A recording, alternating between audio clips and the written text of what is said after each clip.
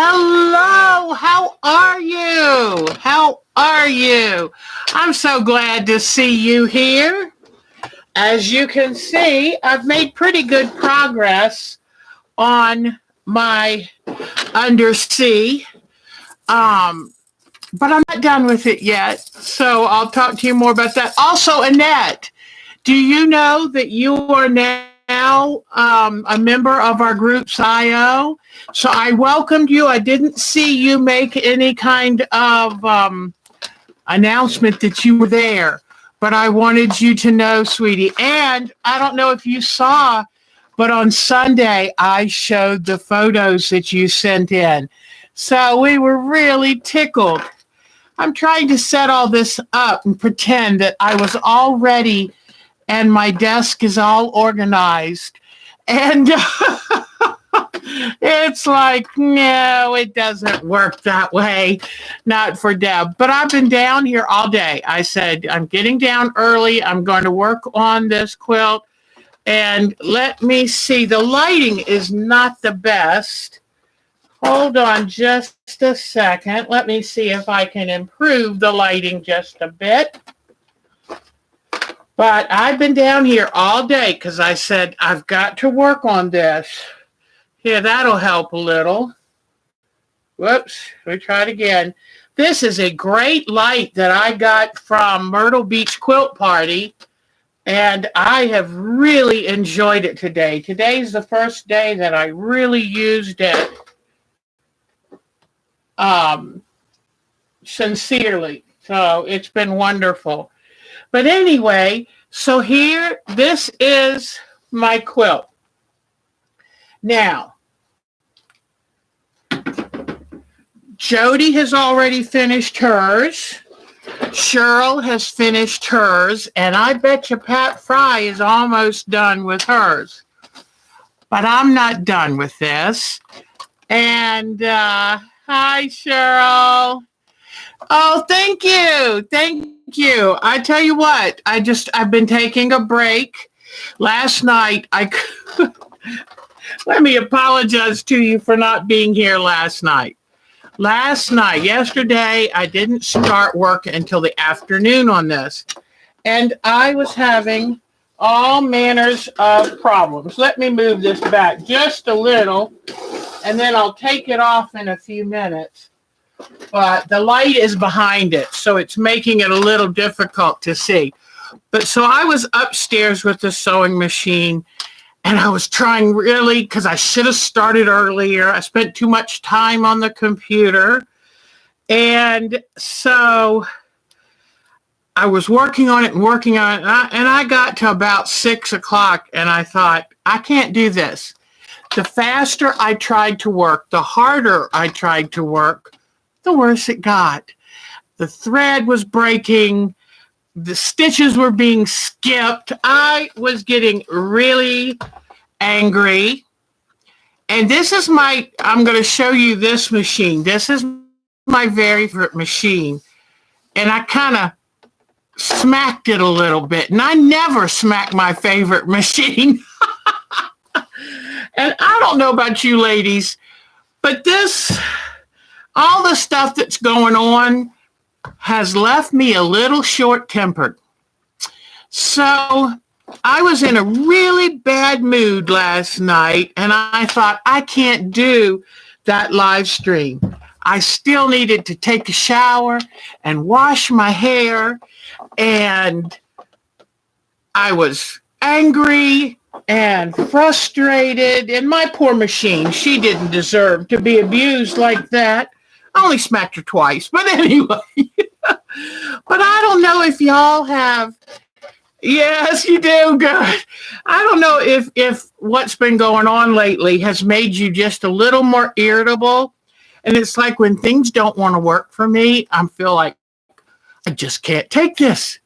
And so, I said, Mark, I just can't do it. I just can't. I won't be in the right mood. I'll get on there. And I don't do a good job of holding in my feelings. I don't do a good job of pretending it's all okay when it's not. And I was afraid I'd get on here and kind of Mm-hmm. And I thought, y'all don't deserve that.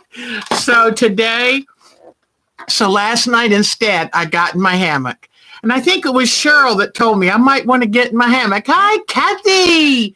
Yay, yay, yay. Happy Friday. And Jody's here. Polly, it's so good to see you, Polly. Thank you. And we got some great, great people here. And I've got good pictures of people's quilts. So tonight we'll talk about what we're going to do next. But I do want one more week to work on this. Let me tell you why. Last night when I was just trying to get it done, I didn't take time to find my monopoly thread that I love so much. I just used a gray thread, and I think I was getting angry because I didn't like the way the gray thread looked. And so, yeah, I'm sorry. You know, one of the problems is I had it set up, and when we came on, it went to a weird place. So we had to do it all again. Thank gosh. Mark came down about 7:15 and said, do you need any help? And I was like, yes, I do. Because I knew I was going to be late, and I couldn't make it work. So he let me put my mascara on while he quickly said, honey, it's going to a weird place. I think we're going to have to cut this one out and start a whole new one. So that's what we did. And we're here, and I'm glad to be here. But as I was saying, too, that today when I came down here this morning, and I've been working on this quilt all day, I've bonded with it. And it took me a while to really bond. I felt like I was just doing it so I could show y'all and kind of work with y'all on this art quilt. But today, I've added some more things. I've put some of myself into this quilt, and I'm starting to fall in love with it. Thank goodness. I love when that happens because you know you've invested yourself when you fall in love with a quilt. And I said, yeah, see, that's exactly. You know, I've been kind of running around. I've got a quilt on the frame that I was working on. And then I have this one, which I'll show you Sunday. But I've been enjoying this very much. I love the Jacquard paint on dies. I really, really love it. And I love the metallics. So this is not what tonight's about. I'll show you more about this Sunday. I'm now to the place of doing the last little bit of quilting on it and putting a border on it. So I can't wait. But I kind of got into that. And then it was kind of hard for me to switch gears. But when I did, I'm really starting to fall in love with the quilt. And I want to do it justice. If I put it down and, oh, thank you. And I've got to find that woman's address. And I will make sure I have it Sunday because I want to invite her again to see the finished product this Sunday. I'll have that finished. But anyway, let me grab this. I really started to fall in love with this quilt. And now that I have, I don't want to leave it partially undone because I don't know about you guys, but sometimes when I put a quilt down too soon before it's done, I don't get back to it like I should. So now let me show you with a little more light some of the things that are going on. I've got the fish here that I made. I invented the fish. I cut out the shape myself and used 3 or 4, 1, 2, 3 fabrics. Yeah, 3 fabrics. And so I wanted to at least do one fish of my own invention. And I had some cool fabrics to do it with.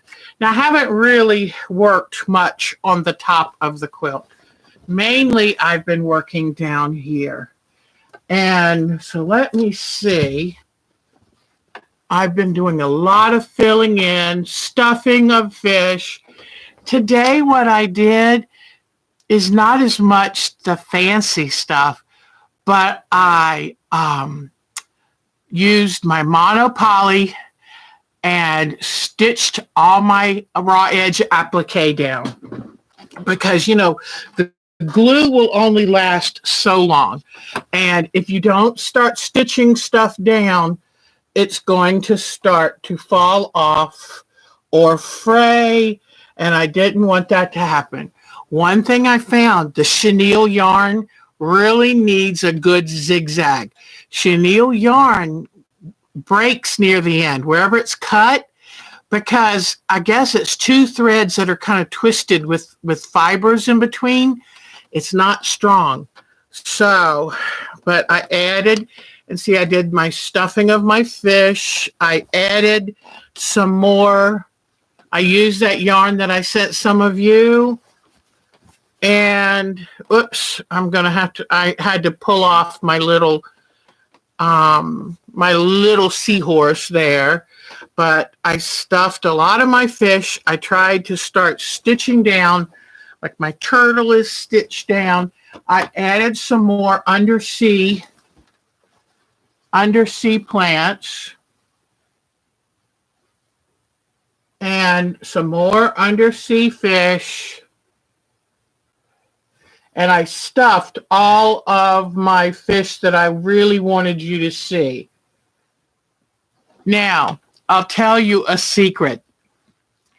I had this fish that looked weird, but I thought it was good to look like it was hiding in the shadows at the bottom of the whale. And I was working on it today, stitching it down, and I said, oh my God, it's upside down. I hadn't realized. And I said, I'm not taking the stitches out. I'm going to keep that there. So let me see right there. See that fish? See that fish? It is upside down. Watch. Now can you see? So I have a dead fish in my quilt and it is staying. I'm not taking it out. And if anybody catches it, if anybody ever sees it and notices it, I will have to own up to it and say, yep, that's my dead fish. Oh, you're right. It's upside down on the other side of the world. So I just cracked up. But now you'll see with all of these little things and just having this much time to spend on it is why I started falling in love with it. And for good, bad, or indifferent, it's me. It's mine. It has my handprint. It makes it more realistic. So, now, and I don't want to rush this either because I want to do some beading with this. I want to take the straw and the paint and make bubbles coming from a couple fish. I'm not done. I'm having fun. So I hope you will give me another week to work on this. And but I'm not ready to quit yet. And I do want to show you how I quilt it. And so that way, I might have most of it finished next week, but I'll save a spot to show you because I will quilt this on my domestic. When they're smaller and art quilts, I like doing that better because then I can keep from ripping the raw edge appliques or accidentally folding over an edge if it wasn't caught good with the monopoly. And let me tell you, you have to go slow with monopoly. I used 3 different kinds. I used YLI that worked great at first, but I think the machine gets a little warm when you're, working on it 6 hours. Then I switched to a nylon. Remember I told you don't go with nylon invisible thread because there were times when the thread would break and I couldn't find it. I mean, it snaps back. It has that memory. So YLI did great for a while, and then I finally made myself get up and go find my monopoly, which was made by Superior Threads. And it's what's on the machine now. And it's been working pretty good. But I've got to be honest, with all the layers and with the fusible on the back, you just have to take your time. rub your needle, make sure it's not sticky. Maybe change a needle. If you've got any burrs on it, it will rub right through the monopoly or the YLI. And hi, is June here? Yay, June. We're always glad to have our June. So anyway, but last night I took some time in the hammock, probably about 4 hours, and I'm reading a great book. I don't know if any of you have watched Unorthodox on Netflix. If I had been fortunate enough to finish college, to go and finish and knew what I wanted to be, I would have loved to have been, hold on. Margaret Mead was one, anthropologist. I used to think I wanted to be a special ed teacher or maybe wanted to go into art, but I love anthropology. So I'm always fascinated with religions and cultures and civilizations. What makes these people tick? So I'm not sure who that is, but I'm not answering.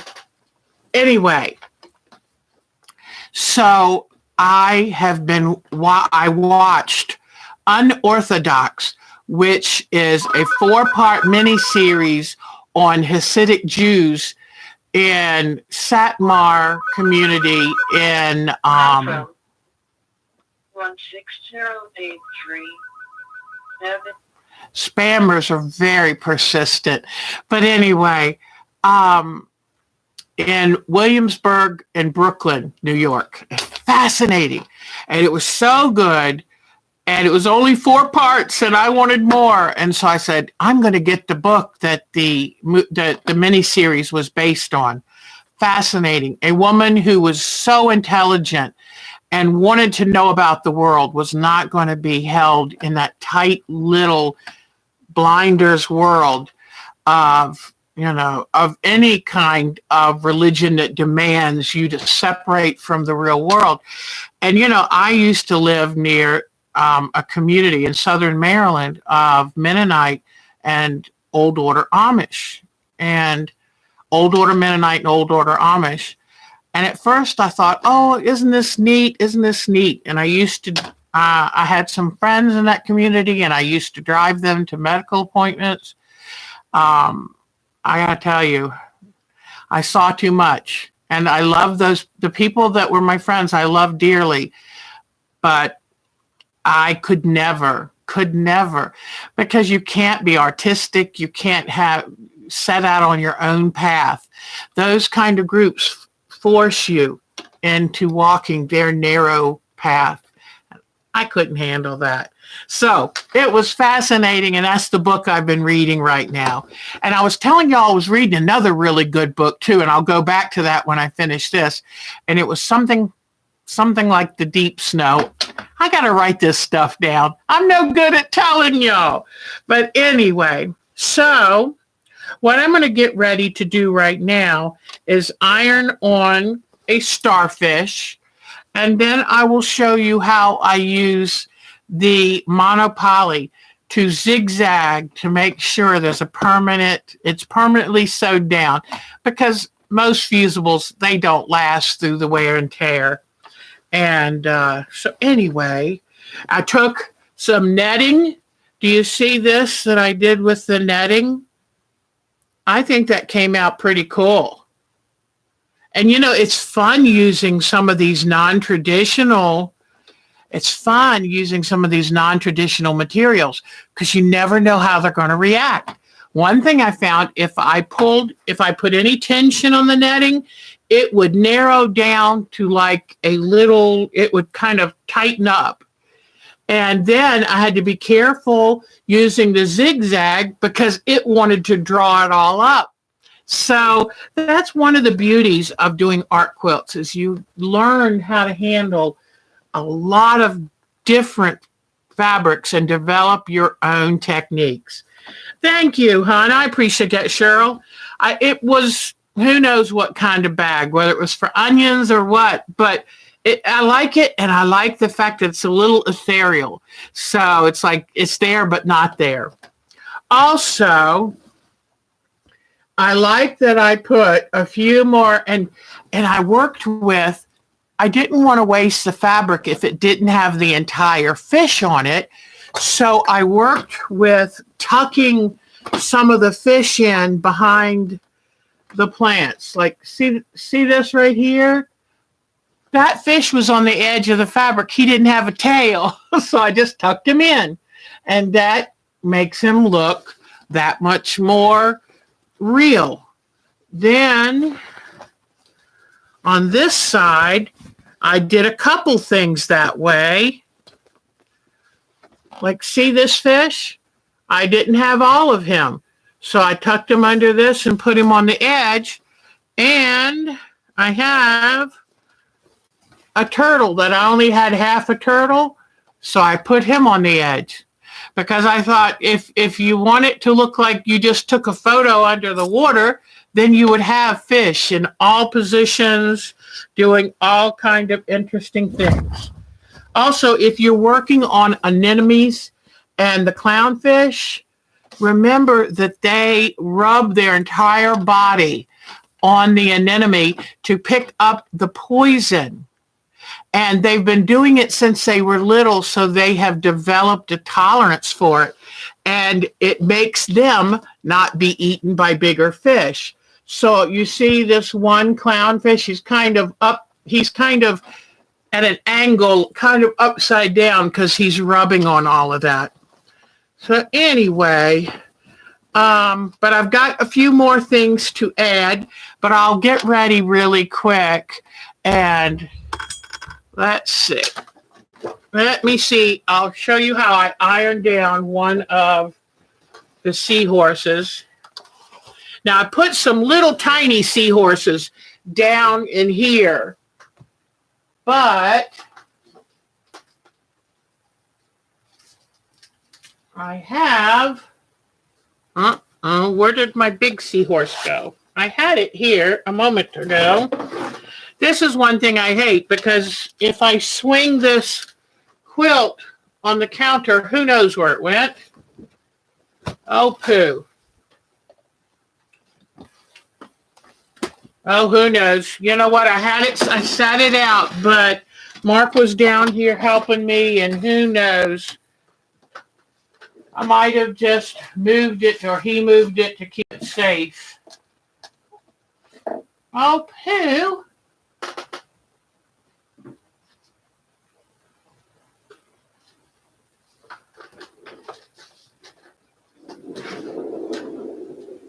I have my other thing, so let's just check in with that.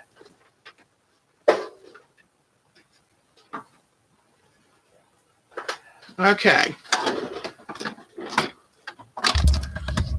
All right,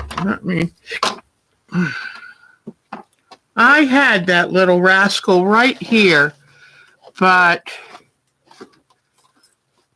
it got moved, and now who knows?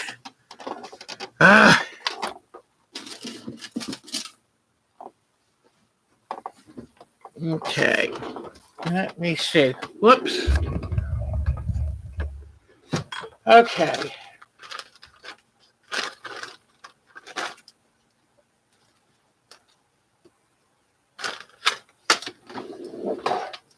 Well, that's frustrating. Sorry, but I really was ready to do that with y'all, and now I can't find it.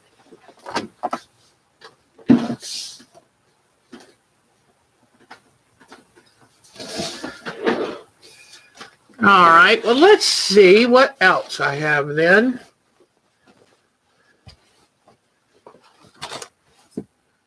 Let's see. I took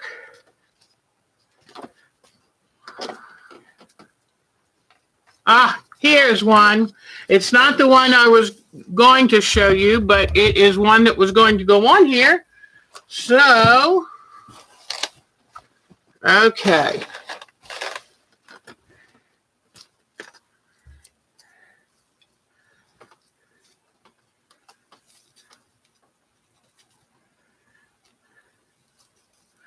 Yep, he swam away, that little rascal. Oh, that was cute. You know what? What can you do? Whoops. The other one, I had taken the paper off. I had it ironed and taken the paper off. This one is, okay, let's see what we can do. Here is the Steam-A-Seam 2, and what I'm doing now is just taking off the adhesive. Let me bring this lamp over here and figure out where I'm going to put him. Since I don't have much up here, I think I'll go up here. All right, let's see. Seahorses usually wrap their tail around, hold on. Seahorses usually wrap their tails around plant life so they can hold on. So that's what I like to do. And let's see. So I'm putting the adhesive down here.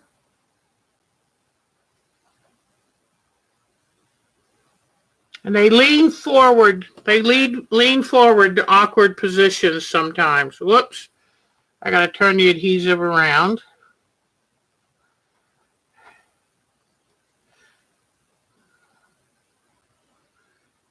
Now, most of you would have this ironed down. Take the paper off, put your little creature on, and I need to open his cute little tail so that you can see how I tuck it in. So I just take it here,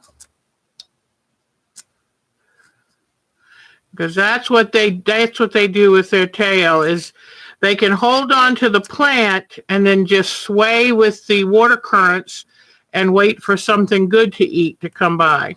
So,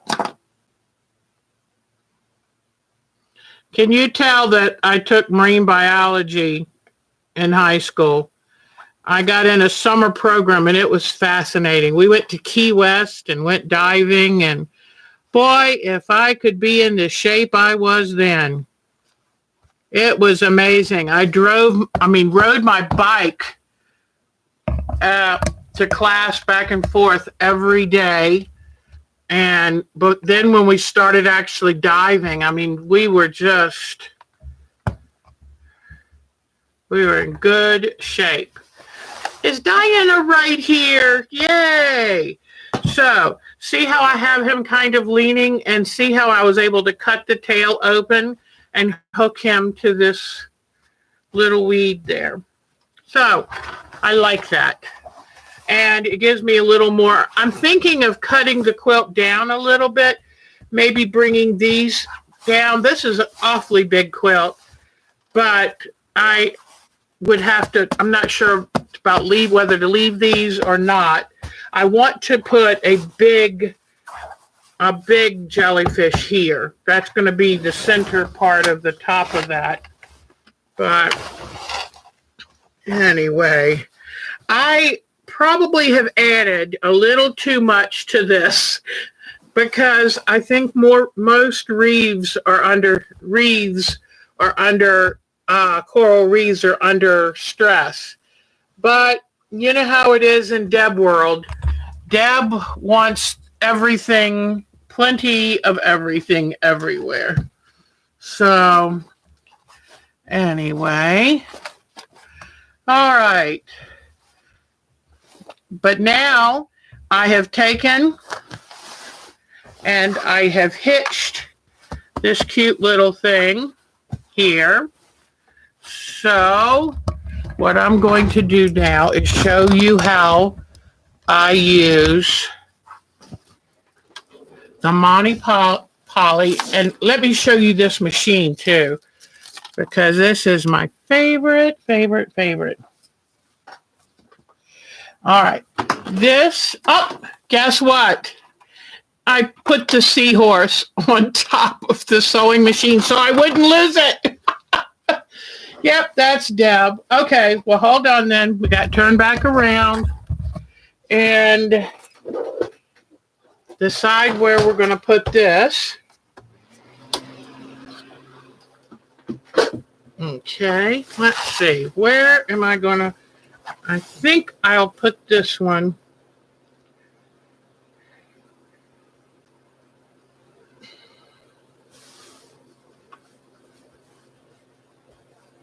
I think I'll put this one right here. But see, this has the steam-a-seam too right on the back of it.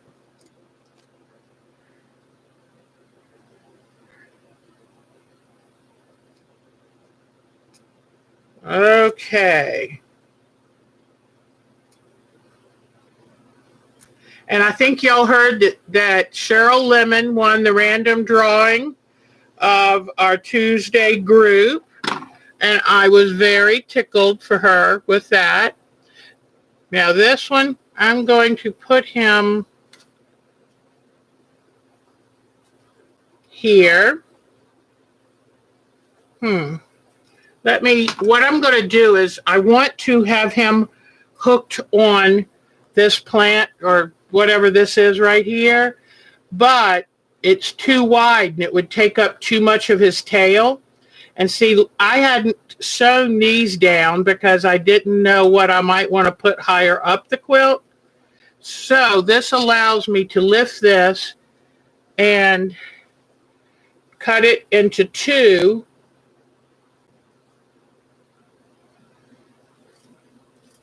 And there happens to be a darker line on this fabric and a lighter line, so it looks like two different. I can cut it to look like one's in front of the other. And I tuck his tail underneath.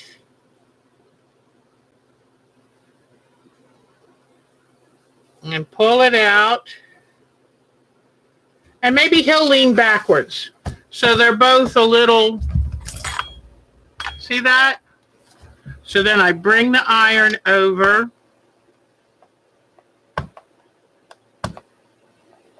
And I give it a really good pressing. What's congratulations? What happened?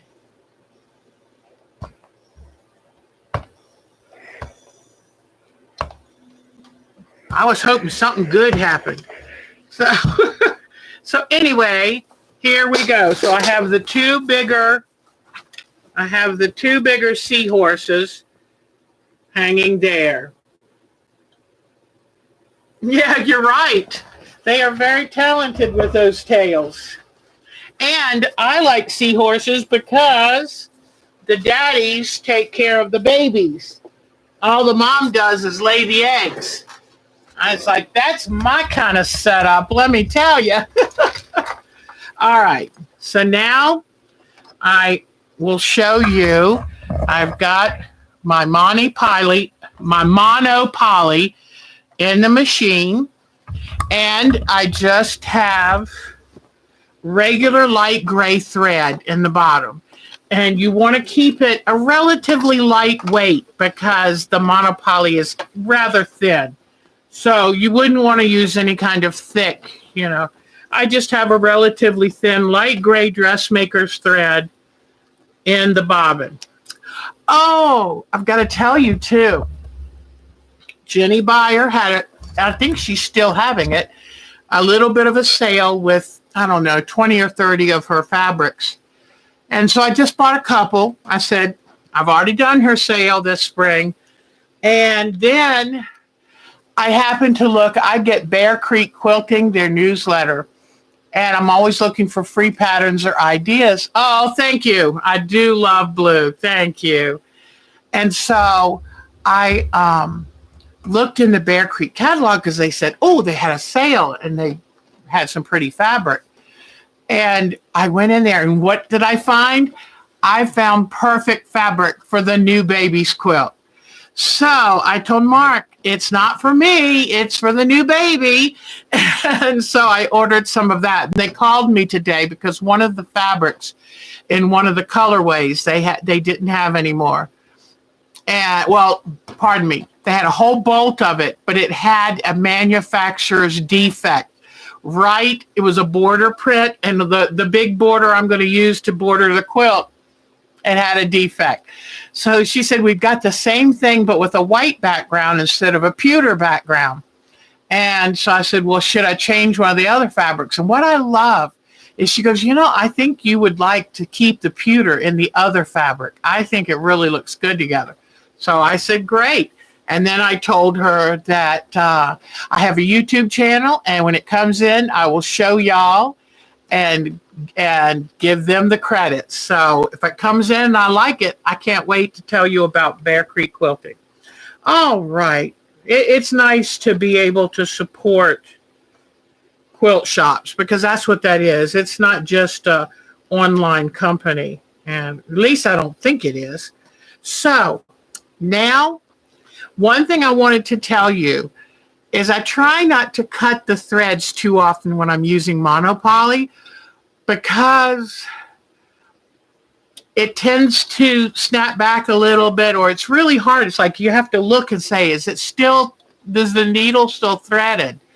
And so what I'll do is if I have to jump over to the next place I'm going to sew, I'll raise my presser foot so it's not too much tension on the monopoly, and then I'll slide the fabric under it.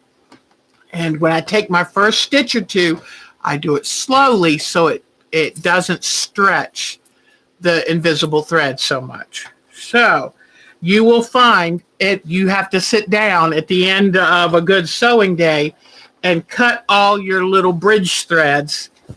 And it's hard to see them. And if you don't cut them, you'll get hung up. Especially, you wouldn't want to get hung up on them when you're trying to quilt and do a smooth design. So now let me move the camera down here and show you how I fasten these down forever. Okay, so here they are.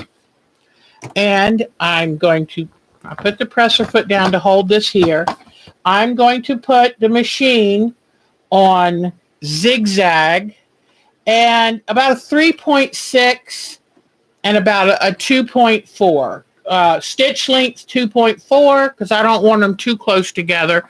And the width, about a 3.6. I want a pretty good width there.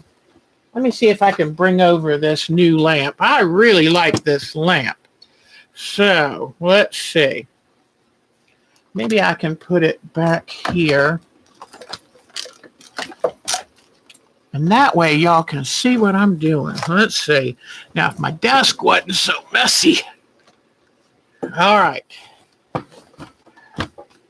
Here I go. So I just hold the fabric smooth between my hands. And I've got the feed dogs up, but I'm going to do it as if I'm free motioning, okay? All right. Whoops. Had to move my speed up to the little bunny. I had it on the turtle. And see how I'll sometimes move it sideways. Then go around that tail. And now, since I'll finish sewing down that grass, since I don't need it up anymore. And see how it's sometimes it gets a little turned sideways. And see what I just did? I used my thumb to see if the thread was still there, because it's hard to know. All right.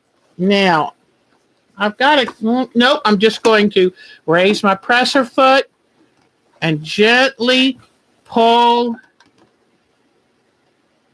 Yep, there's the thread. Gently pull it here so I can sew again. And then I'll come and cut those off later. Okay. This time now, I went ahead and cut it. Sometimes when I'm cutting it and I don't want the thread to get lost back up into the machine, I'll kind of drag it as I'm pushing the cut button, so that I get it kind of, with friction, kind of pulls the thread out a little. Whoops. Let me move this a minute again. Bring that needle up. You notice I have my needle down, my automatic needle down, because it helps me when I'm going around, pivoting around all of these parts of this seahorse. This is why I could never be a domestic quilter. Moving all this fabric around under the needle is just hard for me to do. Okay. Now, I get here, and I'm going to go backwards, just moving it. See, my Elna machine doesn't like to do this, but this Juki, oh, I didn't show you. It's a Juki Exceed Quilt and Pro Special. And it's a HZL F600. And I love this. I bought it off of So It's For Sale from a woman. I think I paid $750. Best money I ever spent. This one goes to classes with me. It's a doll baby. Okay. And you can't even see if you've done the thread. So you have to kind of look, and if you see a little bit of a shine, then you know you did it. So, but that's how invisible the thread is. And it's really perfect for this. Now, I'm not going to put anything else under this grass, so I'm going to go ahead and start up there. Yeah, my thread's still there.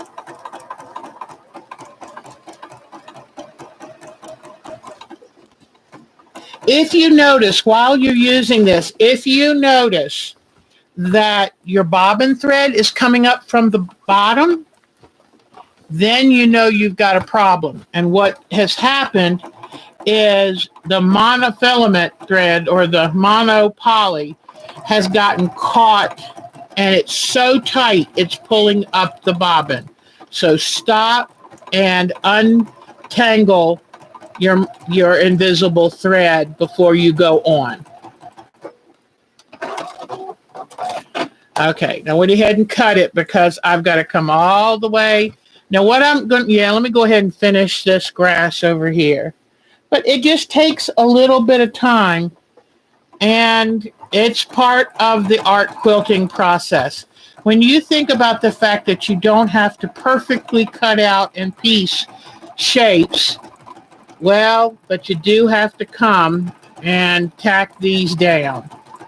So it's, you have to work one way or another. All right, I cut it again and pull it slowly.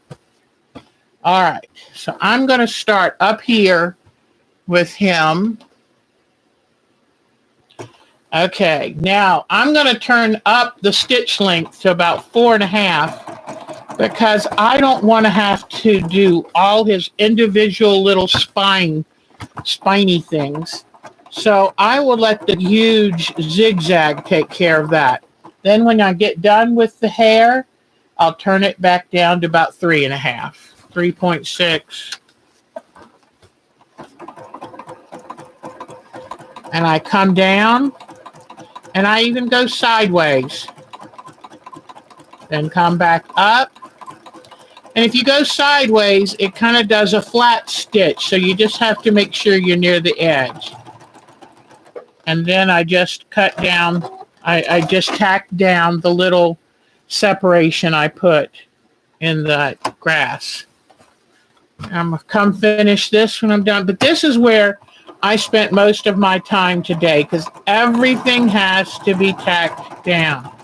Now, there's some places where I want it to look like I might want to leave this over here. Whoops, let me see. I might want to leave this loose. But if I do, then what I have to do is take my fray check and, in fact, this one is going to stay loose because I didn't want to tack down the netting, the fan plant. So I have to come in here and I have to give it a really good fray check on the edge of that. Because if I were to tack it down, it would flatten out this fan plant. And I've purposely crunched this fan plant so it has a little bit of shape to it. But you then would have to come back and do your fray check because it will fray and become very weak. So, all right. All right. Thank goodness for fray check. But fray check. You really need to have something like this if you're going to do art quilts. All right. Now. All right. Now you can always push your reverse button if you want, but I find that this machine lets me free motion with the feed dogs up and doesn't get upset. Sometimes if you try to do that with machines, it'll tangle your thread. It'll be a mess.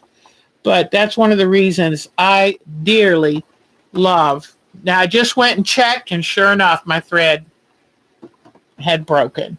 And that happens, especially when you're working all different directions. And I mean, this is so tiny. I don't even know how to begin. You can kind of see it glinting in the light a little. And threading this needle is a pretty good trick for a woman of my stage of eyesight. So thank goodness I'm not too bad. One of my left eye is better than my right eye. My right eye is pretty blurry at things that my left eye can still see. All right, so I rethreaded it. Now I'm just going to start off slowly. Go around that nose. Come sideways along his chin. And here we go. All right. So now both of these and a few other grass pieces, both of these are zigzagged down. And I cut off the little, you have to kind of go like this all over your quilt to find it. But you'll see last night I was kind of in a big hurry, and that's ugly. So I've gone back over it with the monofilament, and I'm going to carefully sit and pick out those stitches. So let me see. But let me show you some of the things that I have been wanting to do with this. And I'll also show you how here is where I stitched down those seahorses. See the zigzag on the back? But I've got to pick out what kind of backing fabric I want to use. And where was that? Wait a minute. I have a little seahorse. Yeah, here he is. Let me tack him down before I forget. But this is a little teeny one. And see, I've got these right here holding on to these little plants. So now, since he's tiny, let me show you. Since he's so tiny, I'm going to do a big zigzag, maybe 5.5. And that way I can do him at almost one fell swoop. Like his whole tail, I do right at one time. Then I'm going to go back up and get some of the area I didn't get last time. See? So that's a little hint. As this guy, yeah, this guy got sewn down. So anyway, I just wanted to show you. Let me tack this down just a little. I have to be careful though. I'll get all absorbed in tacking everything up. There's something else. There we go. Got to work my way down to that one. But that's what I've been doing today. Is it takes a lot to get everything tacked down. All right. All right, let me show you. I'm going to bring over some of the things I want to put sequins on this. I want to do some beading. I'm pretty sure I put some of these sequins in here in your envelopes. And I've got other, because, fish sparkle underwater. And that's the one thing that we had to be careful of when I was in marine biology, because if we got air bubbles trapped in our nets, then the barracuda would think it's shiny fish. So they shine reflectively. Whoops. No, okay. Hold on, stay up there. I need to get a new arm for this camera. But I still have some more things to put on here. And I want to put this red. I think this is just awesome. I want to put that on. Then I want to put this. This is, believe it or not, it's a kind of yarn. It's something you knit with. But I just think that is so cool. I want to put some more of this, make some more of the ripply fabric. Then I've got up near the top, I might even have this kind of floating. You know how seaweed makes its way in? So this might be near the top. And then I want to put all these little yarns and doodads on it. And then I even want to put some of these. This is the tinsel I included. And so I've still got all of this to add. Oh, I got a little fishy to add. And I want to put some of this yarn. And then today I took some of my extra fabric. And I've got that jellyfish to put on. But took some of my extra fabric and cut out shells and things. So let me see. Let me carefully move this. This, I think, is going to be the body of my jellyfish. And then I'm going to use that. I'm going to use that that trim with the little circles on it. Let me see it. Oh, if I can find that. Okay.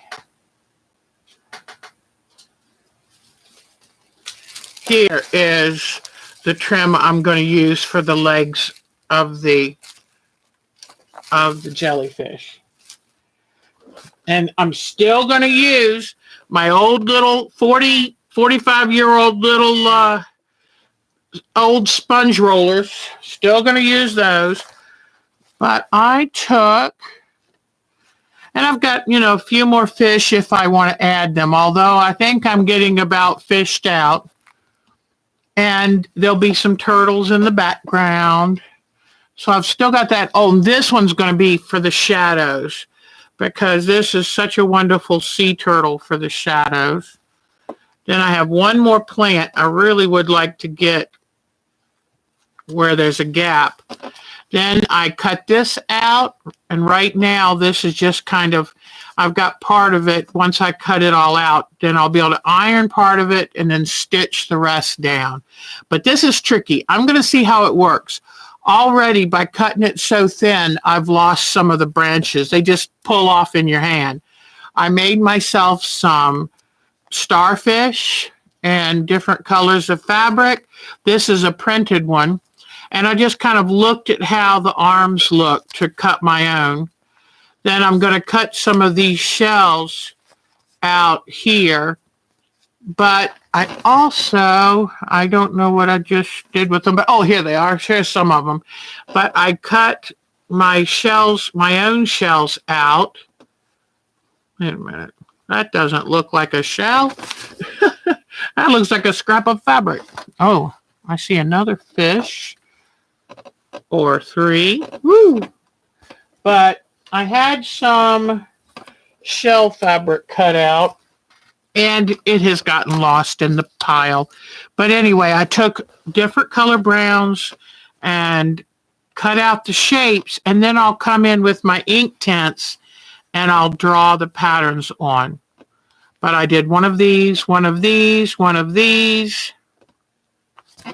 And I did put a fake one down here. And this, to me, I put it down at the bottom because I thought the color was a little artificial looking. but this is a conch shell, and I put the stuffing in it and then did a little sewing. It's supposed to be similar to this. So, because I've got to come in and have my shells and things. Oh, is Pat Fry here? Because I read that on the North Carolina's coastline, they have all of these shells that have built up on the coastline because nobody's allowed on the beach. Whoops. What did I just unplug?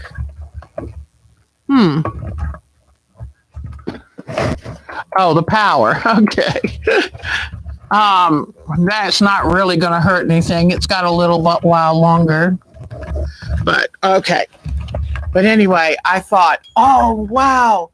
Every time I go to the beach, they don't have any shells left because everybody, I thought maybe the beaches didn't have that many shells anymore. Come to find out, it's because everybody walks and picks them up. So they showed a picture of the coastline of North Carolina, and they had all of these amazing shells on the beach. I said, man, I want to go get them. And I told you, too, I am going to use some of my few little rare collection of shells and get Mark to drill a hole in them, tiny hole, so I can hand stitch them on. So I'd like some real ones there, too. Yeah, the beachcombers aren't out there cleaning it up, and it's like, oh, I want to be there. But that's a 5-hour drive for me. It's a long way to go to pick up a few little shells. So anyway, I think that's pretty much what I've got to show for you. Oh, okay, we talked last week about possibly a log cabin in the mountains for our next project. We talked about possibly a space theme, a planet, or a nebula. We also talked about what else did y'all mention? Y'all mentioned something else. One more project. Can you think of anything now that you might like to work on for our next project? Because be thinking, we'll take a vote. A Hawaiian volcano, yes. And I even thought in that theme, I could do a planet that has fissures in it and has the volcanic molten center showing through. So that's going to be fun. And just remember, when you do a volcano too, you put your bright color underneath, put your dark color on top, and then you'll do reversed applique, and that'll show those molten cracks, and it'll be fun. So, I want to do one quick thing before we say goodbye. I want to show you the amazing quilts you've sent in, okay? The photos of the quilts you've sent in. Oh, and let me show you my machine that I love. And she's a Juki, and she has the needle cutter, the needle down, the thread cutter, not a needle cutter, thread cutter, needle down. Here's the speed button. I think she does up to 1,500 stitches per minute.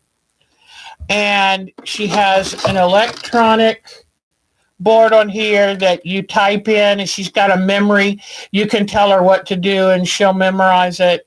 But I do love her, and I love the light here and here. And right now she's on top of the desk because the desk was cut for my Elna. So Mark just put a board over this. But I do love this little girl. She's lightweight, easy to take on trips. She's a HZL F600. I love her dearly. And she's probably about 5 or 6 years old as a model, or maybe even older, maybe 7. But I dearly love her. And she easily takes any kind of thread. Like I say, I can free motion quilt with the feed dogs up. And she's like, no problem. I enjoy doing that. So I do love her. So anyway, all right, let's see your photos. And thank you for joining me tonight too, because you know what? It's fun to spend time with you. It's fun spending time doing something, reaching out, seeing what you say. So I love that. The needle cutter. I know. Boy, that'd be a machine. If anybody could do it, Juki could do it because you know they do. Their industrial machines are like second to none. I mean, I can't imagine how you'd even try to kill one. So they are something. But the thread cutter, I'm spoiled rotten by the thread cutter. All right. So, and it also has a knee thing, you know, where you can a knee presser lift. But okay, let's go see your photos because they're exciting. All right, let me turn off this lamp right here. And here we go. All right, you guys, let's look. Okay. Yep, just want to make sure y'all were there. Now we'll go here.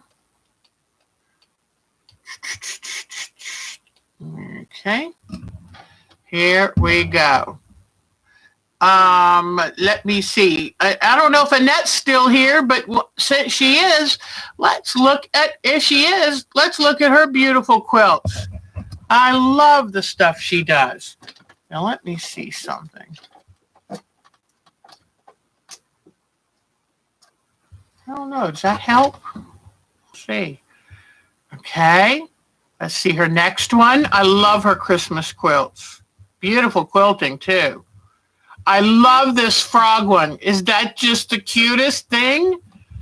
And I love the quilting on that back and forth with the lily pads. Beautiful chickadees and lovely stars. Thank you, Annette, for sharing these with us. I can't wait for her to send some more. So let's see. Cheryl Lemon finished hers, and it is a beauty.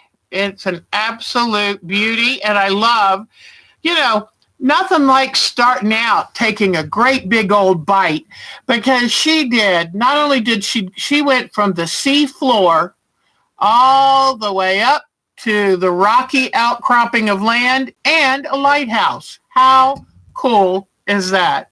So nothing, no, she's not overly ambitious, is she? Didn't she do a beautiful job? I love her seafloor. I love all the different plants. I mean, she's got everything from orcas to sharks to octopus. She's got it all. It's amazing. So thank you, Cheryl. Okay, now let's see who else. Let me see. Jody, she finished hers. And hers is the bacon of the sea. I mean, cute. How funny and cute, but wonderful is this? I just love it. Way to go, hon. Way to go. Okay, let's see. And I'll show you more of Jody's pictures on Sunday because she has some new things in progress. Okay, now this was Kathleen's, and she sent me this picture today. She also has gone from the ocean bottom up to the rocky shoreline with a lighthouse. Really amazing. Amazing. Let's see. And here is a close-up. And she hasn't finished yet, but I think she's done some great work. I love her undersea plant. She has woven the fish in them. Really, really great. Oh, and I love her jellyfish up here. I can't wait to make mine. She's got a puffer fish, or I guess, is that probably a lionfish? They're poisonous. But she's even got crabs. Oh, my goodness. I didn't think about a crab. I love it. I love it. Great job, Kathleen. Okay. Let's see who else. That might be it. But, oh, no, got Cheryl's. Oh, and Patricia, let's see, this is her most recent photo that I got from her. Can't wait to see what else she comes up with. She's been busy, but let's see. And then Cheryl's. So here is the latest from Miss Cheryl. This is awesome. I love the background fabric. I love the movement of water across her quilt. She's got all kinds of treasures down here. I love it. I love it. I love, too, that she's got this trim. I mean, it looks perfect as some seaweed. How fantastic. So, y'all have done a great job. And so many of y'all are so far ahead of me. But I will try to catch up. And, you know, if I didn't try to put every scrap of fish fabric I ever met on mine, but I really do want to do some beads, beading on mine, more embellishment and sequins and paint some bubbles on it. I guess I should do all that embellishment after I quilt it, but I am so looking forward. I'm so looking forward to that. So I think we are about done. And I think that we have a quilter on here that might be making her own landscape video. And she goes by the professional name of Copacetic Quilter. So I think we got to put a bug in her ear so we can see what video she comes up with. Because I know, the start of that landscape quilt she did, amazing. The shading on the trees, can't wait to see it. And I couldn't be more proud of her. She has just blossomed. She's always had talent and gumption. That girl, she has the market cornered on gumption. And so everybody just kind of let Diana know that you want to see what she's working on. So anyway, I love you to bits. I'm going to go upstairs and eat some dinner. Mark's Mix. It's the good box of macaroni and cheese with the frozen cream chip beef and peas. And it's something he used to make as a bachelor. And I love it. I love it. So I'm going to go eat that for dinner. And thank you for waiting an extra night and coming and joining us. You do my heart such good. You do my heart such good. Keep up with your artistic fun side because we need it to get us through this. Everybody, you are the best. Thank you. Mwah. I wish I could give you all a hug. I'm starting to miss seeing other human beings, so I'm only this much of a hermit. Take good care. I'll see you Sunday. And about once a month, we're going to keep doing the quilt bingo. So hold on to those quilt cards because in a few weeks, we'll do it again. Take good care. Thank you, my Diana Wright. So y'all be great and take good care of yourself and check out Netflix Unorthodox. Let me know if you like it. It's surprising. All right. Talk to you later, guys. Mwah. You're the best.